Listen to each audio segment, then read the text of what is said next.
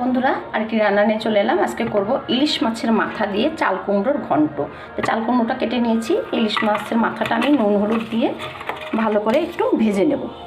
কড়াইতে তেল বসিয়ে দিয়েছি, ভেজে নিচ্ছি। মাছের মাথাটা ভাজা হয়ে গেছে, উঠিয়ে নিচ্ছি।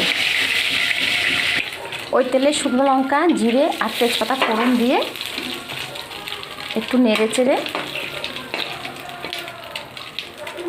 কেটে রাখা চাল কুমড়ো আর টমেটোটা এর মধ্যে দিয়ে দেবো।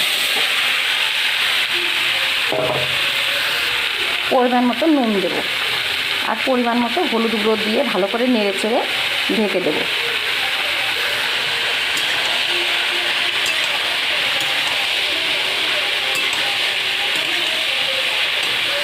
পনেরো মিনিট পরে ঢাকাটা খুলে মাছের মাথাটা আর ঝাল অনুযায়ী কাঁচা লঙ্কা দিয়ে আবার নেড়ে চেড়ে আবার একটু ঢেকে দেবো।